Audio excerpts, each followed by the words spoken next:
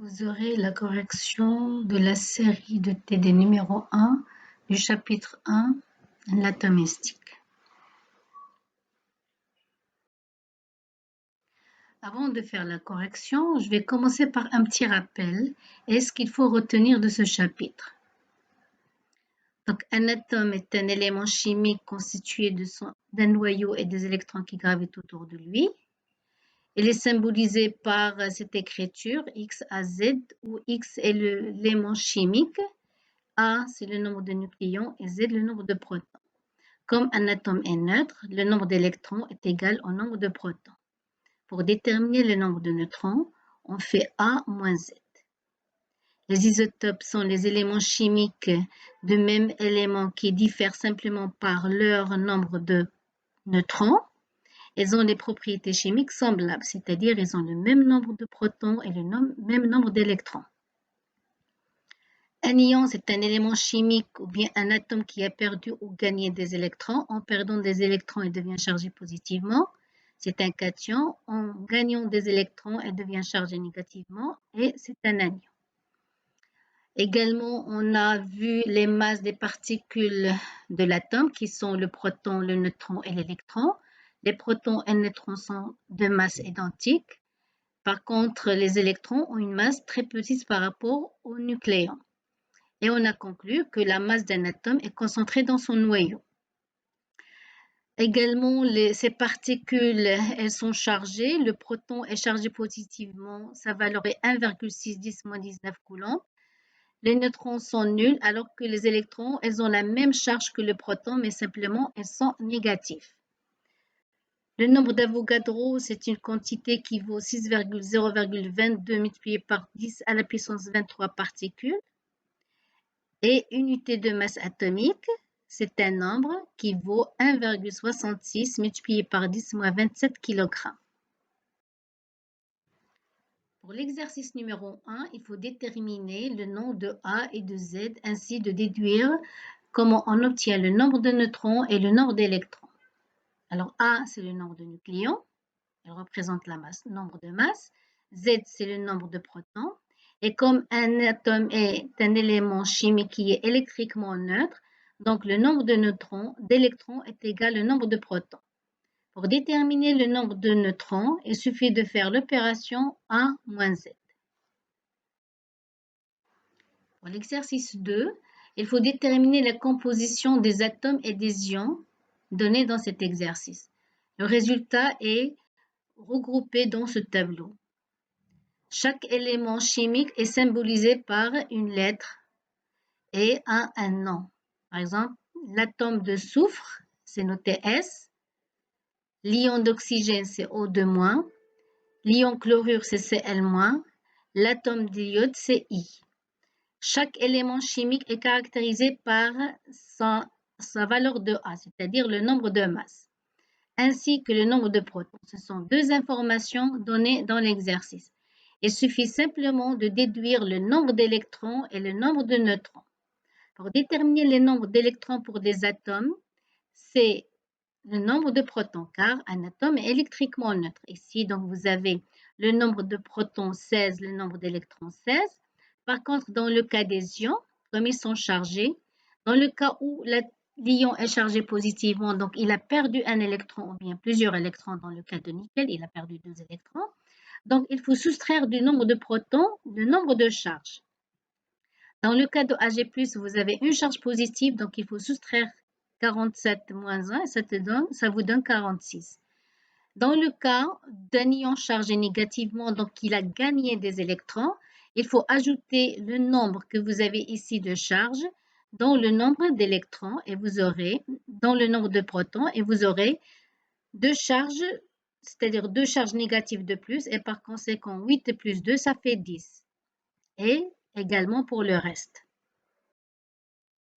Pour l'exercice 3, on a pris le magnésium de valeur Z est égal à 12 et on sait qu'il existe sous 3 formes isotopes, le magnésium 24, 25, 26 et on veut déterminer la fraction, on veut déterminer la masse du magnésium naturel.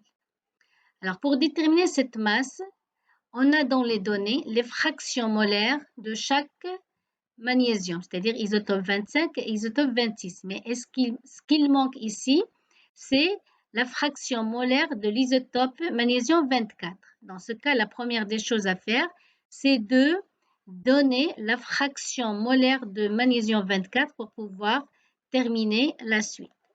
Alors d'abord, il faut donner la définition d'un isotope, qui sont des atomes d'un même élément dont le nombre de neutrons est différent.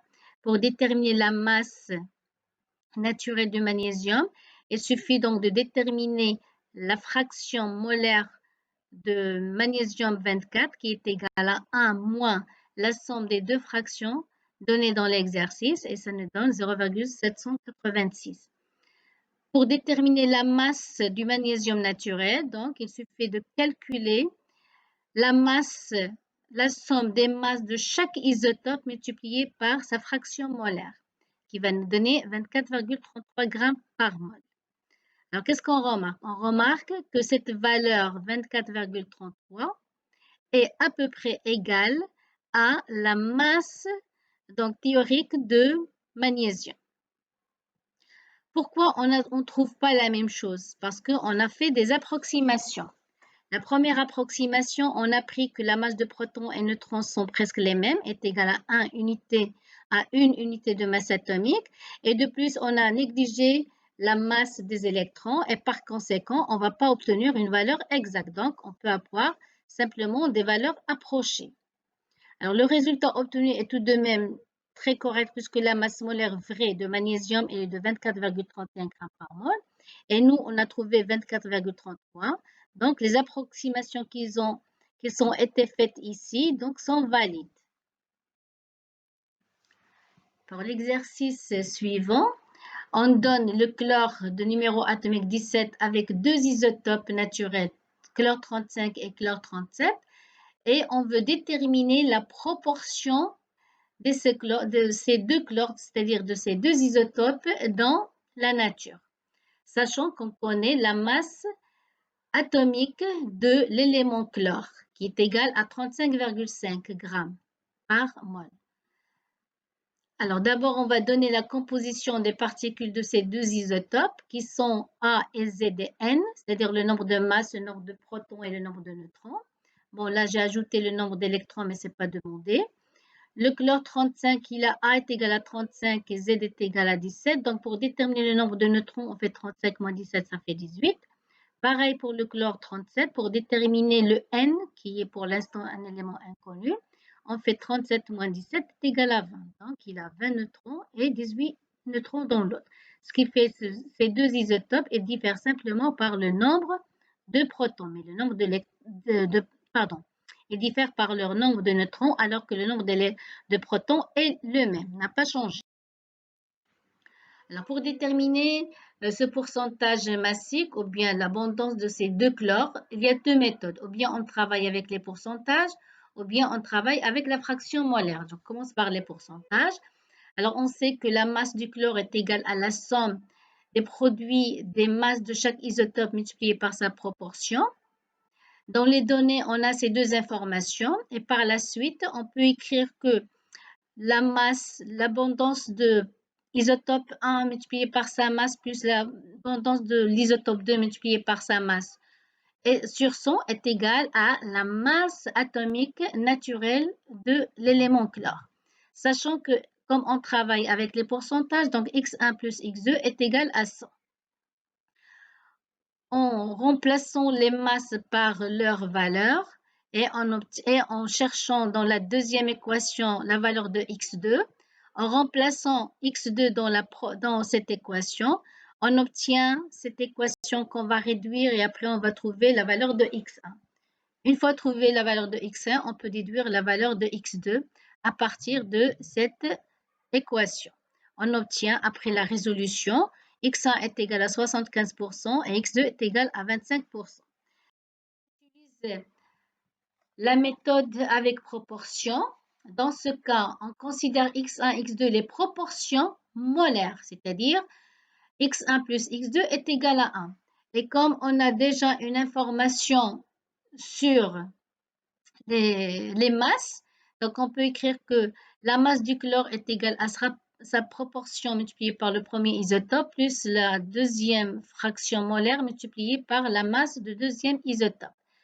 Alors, x1 plus x2 est égal à 1. Donc, on peut déduire que x2 est égal à moins x1. En remplaçant dans cette équation, en remplaçant x2 par sa valeur, on obtient donc cette équation qui va nous donner la valeur de x1 et la valeur de x2, qui sont bien sûr les mêmes comme dans l'autre méthode.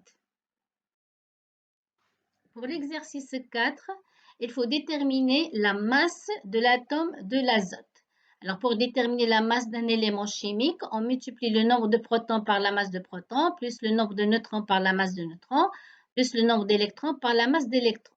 Comme on a ici les masses des particules, on déduit que la masse de neutrons, en remplaçant les masses ici par leur valeur, on obtient la masse de l'azote est égale à 2,3426 fois 10-27 26 kg. On peut convertir cette unité de masse en unité masse atomique, sachant qu'une unité de masse atomique vaut 1,661 multiplié par 10-27 kg. On peut déduire que la masse de l'azote est égale à 14,1096 unités de masse atomique, en divisant bien sûr la masse qu'on a obtenue en kilogrammes par l'équivalent d'une unité de masse atomique. La masse réelle du noyau est inférieure à sa masse théorique, qui est 14, et par conséquent, cette différence est due simplement à l'énergie de cohésion du noyau. C'est-à-dire, dans le noyau, il y a des particules qui sont liées entre elles, et ces particules, donc, elles ont besoin d'énergie, qu'on appelle énergie de cohésion.